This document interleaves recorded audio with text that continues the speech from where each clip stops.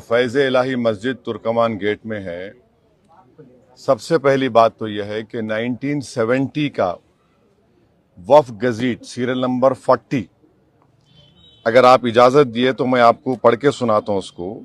थोड़ा लंबा जवाब रहेगा, आप लोग फास्ट फूड का जवाब मत लो मेरे से।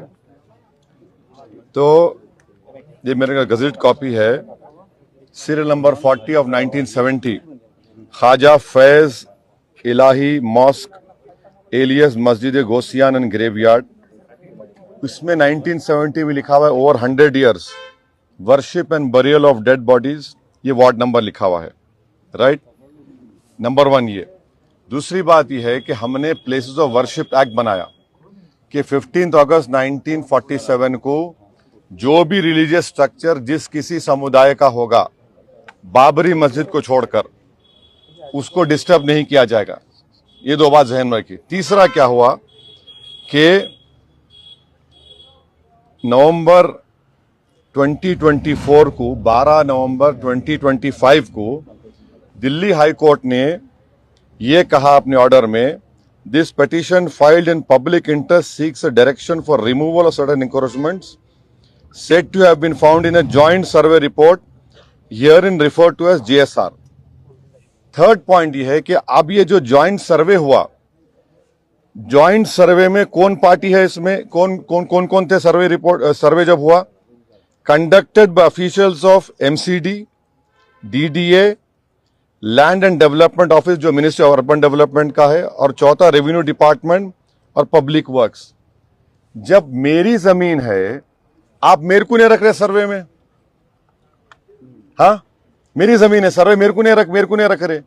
चौथी बात यह है कि दिल्ली हाई कोर्ट का जजमेंट गलत है। क्यों गलत है डिवीजन बेंच का? क्योंकि उन्होंने टाइटल डिसाइड कर दिया।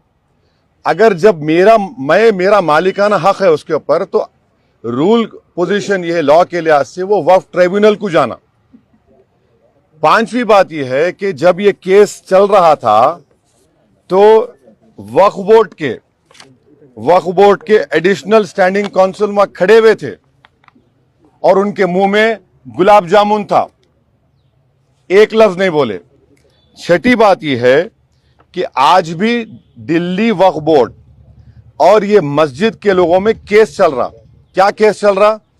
हर साल वक्फ प्रॉपर्टी को 20% वक्फ फंड देना पड़ता वक्फ बोर्ड को। दिल्ली वक्फ बोर्ड इनको बोल रहा था 70% दो। ये केस आज भी चल रहा।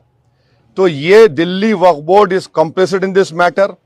जब ये फैसला नवंबर 2025 को आया तो दिल्ली वक्फ बोर्ड को रिव्यू पिटीशन फाइल करना था, रिव्यू पिटीशन फाइल नहीं करे।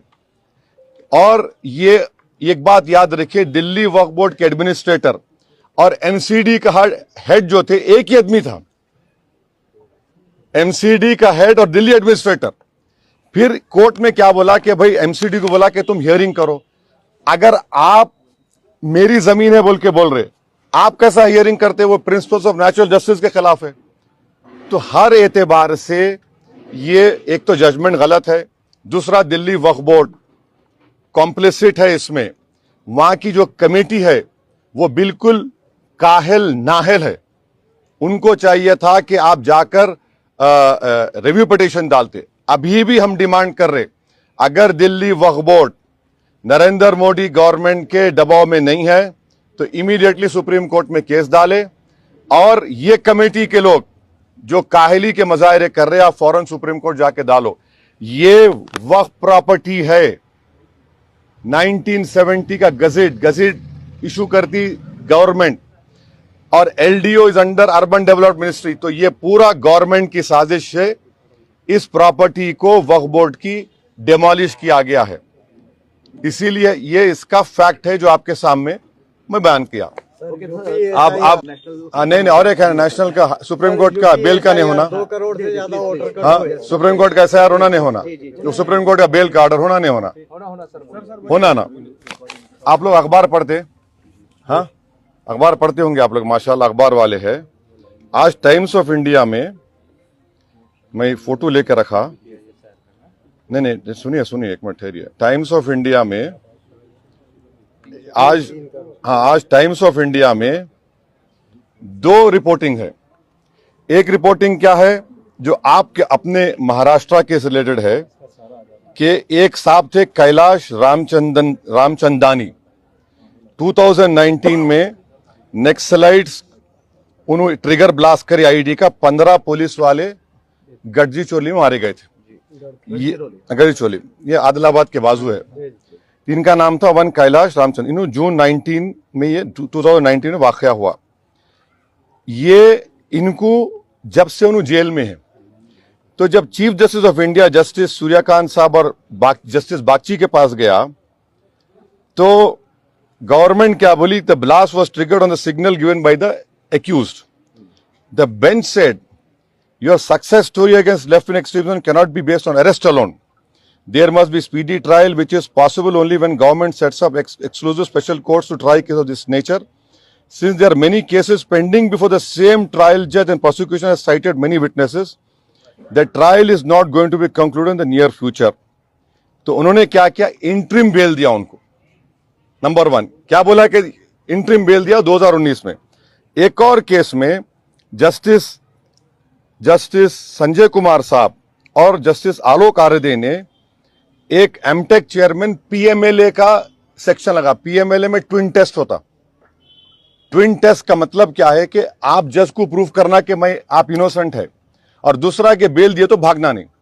तो उस केस में जस्टिस संजय कुमार साहब ने कहा, the right to speedy trial enshrined under Article 21 of the Constitution is not eclipsed by the nature of the offense. अब तीसरा ये बच्चों का केस है जो दो को नहीं मिली। आप देख लो, एक जज का बेंच ये बोल रहा, एक जज का बेंच ये बोल रहा, एक जज का बेंच ये बोल रहा। तो मेरे को जरा मैं सरप्राइज हूं और शॉक हूं, ये क्या हो रहा है। चौथी बात ये है कि वो जो उन्होंने क्या किया, उन्होंने वो जो बेल का कंडीशन लगाया, जिनको बेल दिए कि कोई ये नहीं करना, बोलना नहीं। तो एक शेर है, ये दस्तूर जबाबंदी है कैसी तेरी महफिल में। ये दस्तूर जबाबंदी कैसी है तेरी महफिल में, जहां बात करने को तरसती है ज़बां मेरी।